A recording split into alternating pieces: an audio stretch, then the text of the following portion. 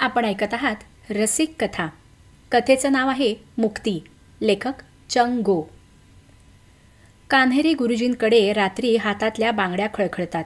घरात एकही स्त्री नसताना अशा बांगड्या रात्री खळखळल्या की गुरुजी मुलाला ओरडून सांगतात, जाऊन बघ रे, फाटक उघडं राहिलंय बहुतेक.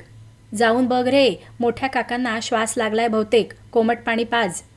या प्रकाराला कंटाळून गुरुजींच्या दोन्ही मुलांनी लग्न केली नाहीत. म्हणजे या तिरसट माणसाच्या कीर्तीमुळे तसे योगच आले नाहीत. आता आयुष्यात यांचे आदेश पाळण्याशिवाय काही राहिलं नाही जणू दोन्ही मुलांनी मान्य करून टाकलं होतं. कान्हेरेबाई झिजून झिजून गेली. तिच्या भाळी हेच भवितव्य होतं. सुटली म्हणायचीही सोय नाही. जन्मभर अडकलेली तशी मरणानंतरही. म्हणूनच स्वयंपाकघरातल्या चुलीजवळच्या फरशीवर बसायची. मरणानंतरही तिथेच चिकटलेली राहिली. गुरुजींचा धाक मेल्यावरही तसाच. चुलीवरचं दूध उतू चाललं की धास्तावलेल्या बाईच्या बांगड्या भीतीने खळखळायच्या. टाकी व्हायला लागली की बांगड्या खळखळायच्या. पंचक्रोशीत या बांगड्यांची मात पोहोचली होती. दर पितृपंधरवड्यात तिच्या तिथीला जन्मभरासारखंच बेचव अन्नाचं ताट ठेवलं जायचं. सर्व पित्रीला घास दिला जायचा. अविधवा नवमीला साडी चोळी दिली जायची. पण तरी बाईचा आत्मा भुकेला तो भुकेलाच. गुरुजी अंथरुणाला खिळलेले, मोठे काका आराम खुर्चीत चिकटलेले.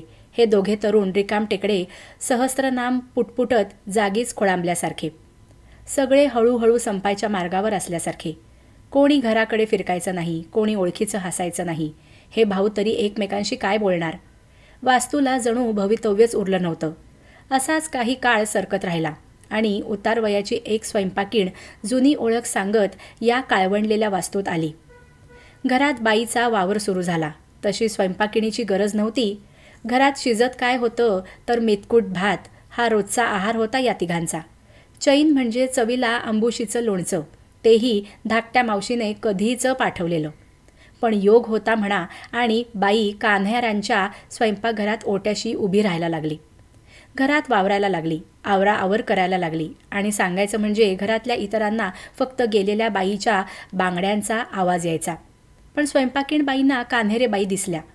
कृश शरीर, खोल गेलेले तीक्ष्ण भेदरलेले डोळे, पण डोळ्यातली चमक तशीच.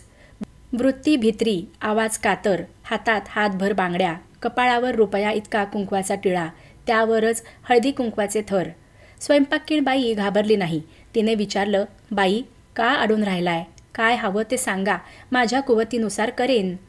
बाई भीत भीत म्हणाल्या, दुसरं काही नको, पोटभर जेवायला घाल. जन्मभर या माणसानं धाकात ठेवलं, कधी चवीढवीचं खाऊ दिलं नाही. कांदा लसूण तिखट मीठ सगळ्यावर याची करडी नजर. अर्ध आयुष्य वरण भाताशी शेवग्याचा पाल्याची अळण भाजी खाऊन काढले ग. शेजारच्या वास्तूत चमचमीत चवदार जेवणाचा गंध दरवळायचा. त्यात रमले तरी या माणसाला चालायचं नाही. उकळत्या पाण्याची चूळ थुकायला लावायचा. तोंड पोळलं की पुढचे 10 दिवस जीव होरपळायचा. एकदा माझ्यासाठी 4 ठाव स्वयंपाक कर. कांदा लसणाची फोडणी दे. साजूक पोळीशी कांद्या बटाट्याचा चमचमीत रस्सा कर. गंध घरादारात घमघमू दे. मग माझं ताट त्या आढापलीकडे नेऊन ठेव. मनसोक्त आस्वाद घेते आणि या वास्तूला सोडून जाते. स्वयंपाकीण बाई म्हणाल्या, हक्काचं घर असताना तुम्ही का आडापलीकडे बसाल? जरा धीर धरा. तुम्हाला हवा तसा स्वयंपाक करते आणि इथंच तुमचं ताट वाढते. नुसत्या कल्पनेनं बाई जागच्या जागी शहारली. बांगड्या खळखळल्याचा आवाज घरभर घुमला. भर दिवसा बांगड्या खळखळलेल्या बघून कान्हेरे गुरुजींना धडकी भरली. ते बावचळले. दोन्ही मुलं स्वयंपाकघरात धावली. बाईंनी त्यांना सामुग्री आणायला सांगितली. दोघे मान खाली घालून उभे. काय झालं? बाईंनी विचारलं. आमच्याकडे सामुग्री आणायला पैसे नाहीत आणि गुरुजी पैसे हातावर ठेवणार नाहीत. पुन्हा बांगड्यांचा खळखळाट झाला. बाईंना कळलं. या बाईसुद्धा घाबरल्या. त्यांनीच त्या अतृप्त आत्म्याला धीर दिला. आपली पडशी उघडली आणि काही रक्कम मुलांच्या हातावर ठेवली. पदार्थांची नावं ऐकूनच मुलांना उत्साह आला. ते दोघे सांगितल्या बरहुकूम सामुग्री आणायला धावले. गुरुजी किंद्र्या आवाजात चित्कारत राहिले. पण आज त्यांच्याकडे लक्ष द्यायची गरज नव्हती. बाई खुणेने म्हणाल्या, तुम्ही निघा, मी बघते. बाईंनी कान्हेरेबाईंना बसायला पाठ दिला.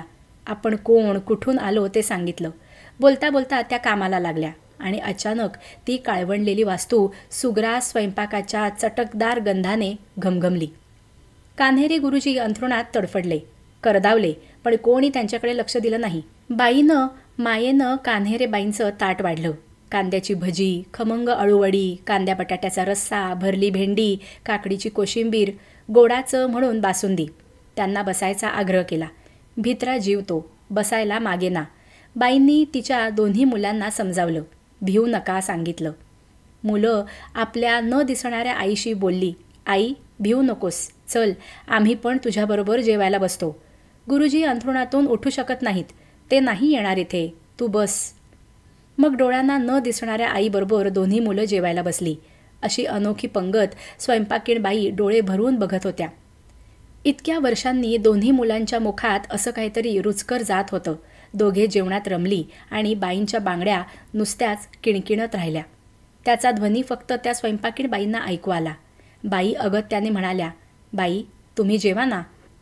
बाई म्हणाल्या, थांबा जरा, मला आधी माझ्या मुलांना असं पोटभर जेवताना बघू दे. माझ्यापेक्षा माझा त्यांच्यासाठीच जीव तुटायचा. मुलं म्हणत राहिली, आई जेवतेस ना, आई जेवतेस ना. मावशीने बघ काय फक्कड बेत केलाय. कान्हेरेबाई बाईंना म्हणाल्या, जरा मुलांना त्यांच्या वडिलांकडे पाठव, तू पण बाहेर जा, मी माझे घास घेते. मुलं हात धुवून निर्भयपणे गुरुजींकडे गेली.